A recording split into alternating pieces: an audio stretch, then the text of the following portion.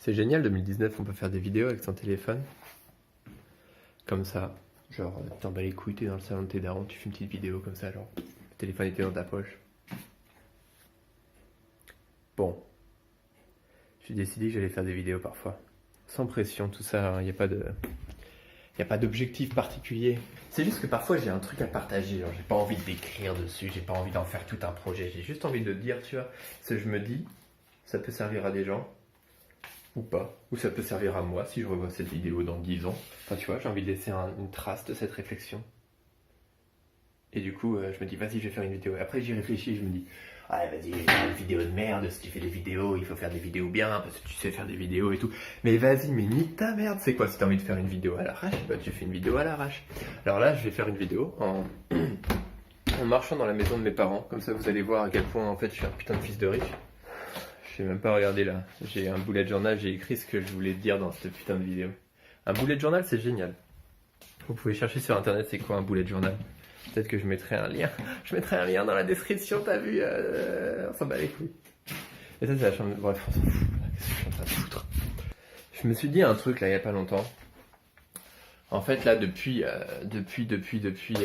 l'été, j'étais dans une démarche d'agrandir mon spectacle, genre. D'évoluer, quoi, en gros. De faire en sorte que ce que je suis en train de faire soit de mieux en mieux et surtout de plus en plus grand et de plus en plus rentable et d'évoluer, quoi, normal. Tiens, ça, c'est moi, ça. Bref. Du coup, j'étais en train de dire, il faut que j'adapte à mon spectacle à un public plus grand. Peut-être qu'il faut que j'achète un système son plus gros au bout d'un moment. Peut-être qu'il faut que ma structure soit plus grosse. Du coup, il me faut un véhicule plus grand pour transporter tout ça. Bref, du coup, j'étais dans cette optique, tu vois, en train de réfléchir, en train de programmer ma vie un peu, tu vois, pour avoir un lieu pour s'entraîner aussi. C'est pas si évident que ça, en fait, avoir un lieu pour s'entraîner, pour créer. Mine de rien, c'est une organisation en soi. J'étais en train de réfléchir à ça, j'étais en train de planifier un peu mon année prochaine pour pouvoir jouer dans des événements, tu vois, genre le genre d'événements de ville, tu vois, genre où ils ont souvent besoin de spectacles de rue, comme ce que j'ai fait à Noël en Bretagne. Bon, au final, il a plu, du coup, j'ai pas pu jouer, mais c'est pas grave, j'étais payé quand même. Et voilà, j'étais en train de planifier un peu ma vie dans ce sens-là. Et là, j'étais au Brésil et quelqu'un m'a proposé de lire un livre, m'a conseillé un livre qui s'appelle... Eh, écoutez.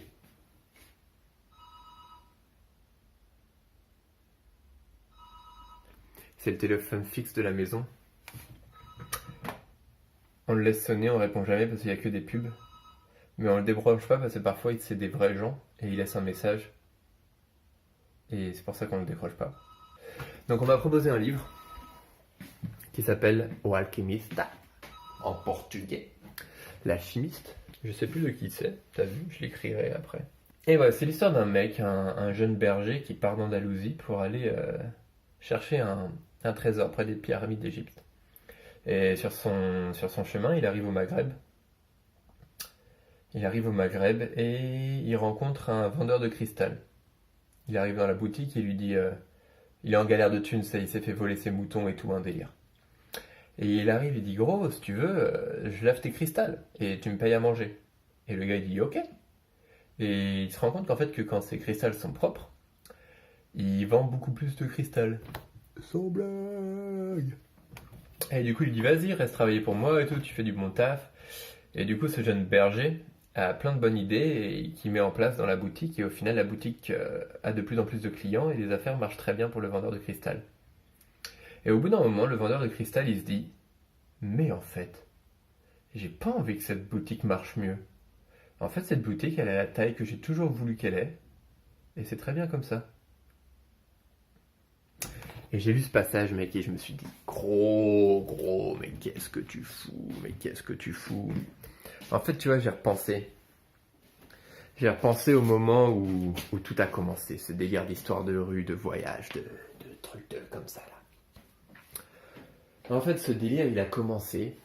J'étais assis devant mon PC au taf, dans le studio où je travaillais à Berlin. Et je me suis dit, nique sa mère, c'est ça ma vie, ça y est, pour le reste de ma vie, c'est ça, je vais rester 8 heures par jour devant un PC à faire un boulot de mieux en mieux, à être payé de plus en plus, et voilà quoi. Plus de challenge, plus de délire quoi. Et je me suis dit, c'est mort, on va pas faire ça. Et du coup, je me suis dit, vas-y, on va trouver une solution. Et du coup, je me suis pas dit, on va faire des spectacles de rue direct. C'est un truc qui est arrivé de fil en aiguille, en fait. C'est la suite logique de ce truc. Après, tu vois, je me suis dit, vas-y, j'adore jongler. J'ai commencé à jongler plus. Et finalement, j'ai fait des spectacles de rue. Et finalement, dans mon spectacle de rue, le jonglage est devenu un détail. Et bref, de fil en aiguille, on en est arrivé là, quoi. On en est arrivé là, dit-il dans la chambre de sa petite sœur chez ses parents. Et c'est un passage auquel je reste pas chez mes parents. Et il y a un moment où j'en avais vraiment marre. C'était genre quelques mois avant de quitter mon taf, j'en avais marre de mon taf. Mais en fait, le fait que j'allais le quitter faisait que j'en avais encore plus marre de mon taf, parce que je savais que ça allait bientôt finir. Et il y a un moment où j'étais vraiment super heureux.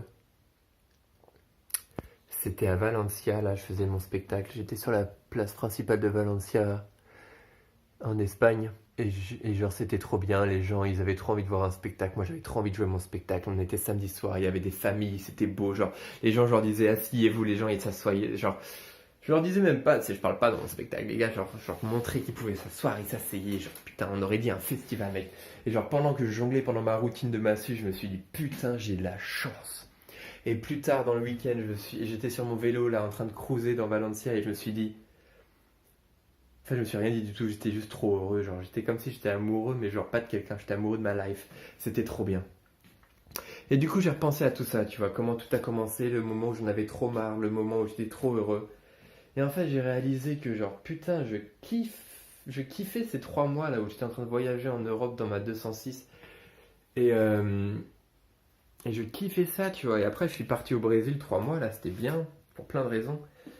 Mais en fait, j'ai pas fini d'explorer ce niveau-là de l'aventure, en fait. Genre, il faut que j'en reste là, quoi. Il faut que j'en reste là. Là, on est très bien, on est sur un délire très très bien. Il y a encore plein de choses à explorer. Il y a encore plein de gens à qui je peux montrer mon spectacle. Et j'ai pas besoin de plus de sous, j'ai pas besoin d'un spectacle plus grand pour le moment. J'ai besoin de rien de plus de ce que j'ai là en ce moment. Et voilà, tu vois, on va rester là, on va rester à ce niveau et on va kiffer la live, quoi, tout simplement. Et à bout d'un moment, j'en aurais marre, et là, on cherchera autre chose. En fait, c'est comme quand je suis parti à Berlin il y a 3 ans. Quand je suis parti à Berlin, je me suis pas dit, genre, je vais à Berlin et je reviens dans 3 mois.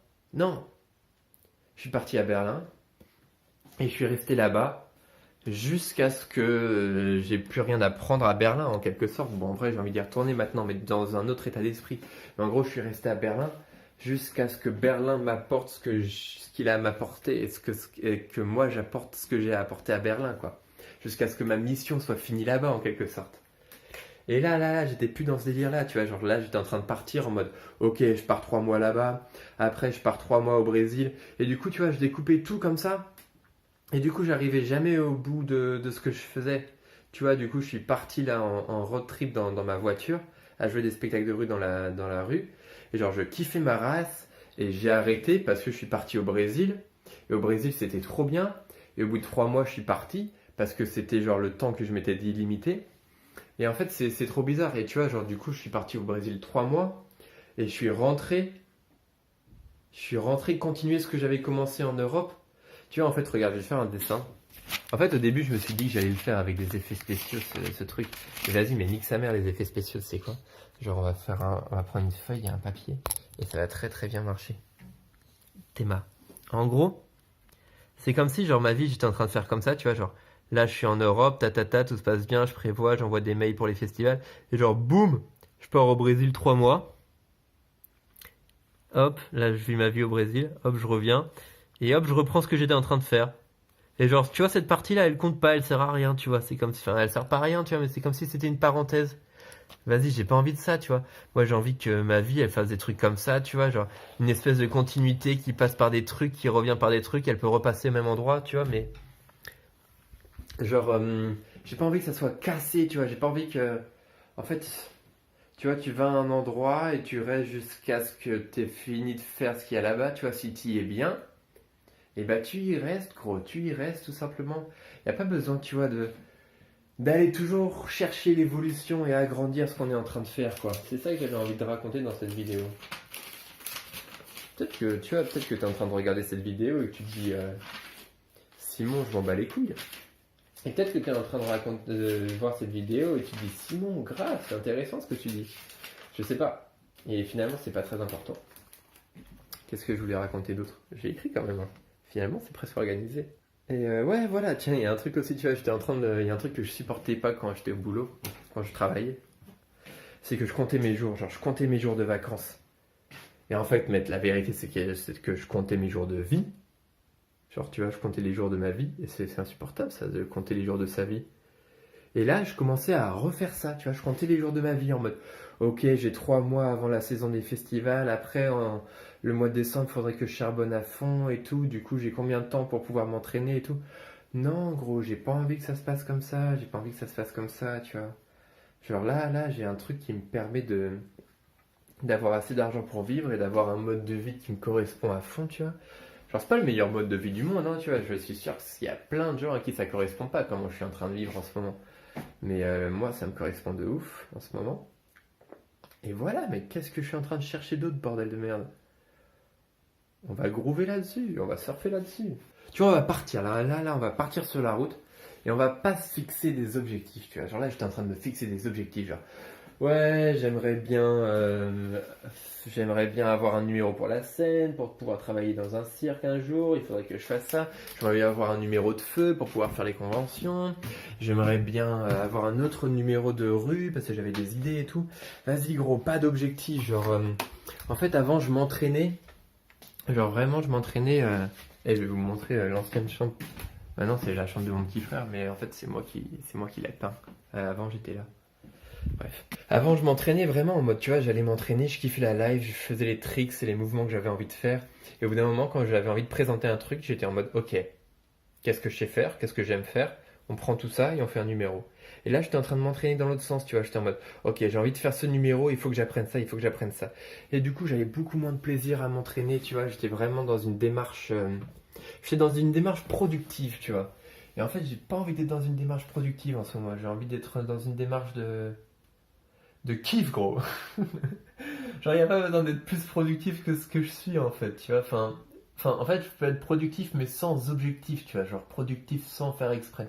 Et en fait, il y a la théorie du sac à dos. Regarde, en plus, là, c'est bien, il y a plein de sacs à dos. Là, il y a mon Ispac, tu vois.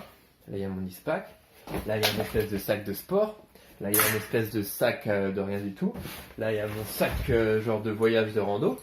Et en fait, tu vois, quand tu pars en voyage, il faut pas se dire qu'est-ce que j'ai envie d'emmener et à partir de là choisir son sac à dos. Non, il faut le faire dans l'autre sens. Il faut choisir son sac à dos en fonction du voyage que tu veux faire. Est-ce que c'est un voyage où tu veux être très libre? Est-ce que c'est un voyage où tu as un but précis, où tu as besoin de beaucoup de matériel? Genre, d'abord tu choisis ton sac à dos et ensuite tu mets les choses dedans. En fait, ta vie c'est pareil, je crois. Tu vois, on se dit souvent, genre, qu'est-ce que j'ai envie de faire comme métier? Où est-ce que j'ai envie d'aller? Tu vois, c'est quoi mon objectif dans la vie? Et ensuite, on cherche, tu vois, on cherche un mode de vie qui correspond à ça, tu vois, qui va nous faire arriver à ça. Mais en fait, gros, peut-être qu'il faut, genre, choisir. Tu vois, je dis gros tout le temps, c'est trop sexiste.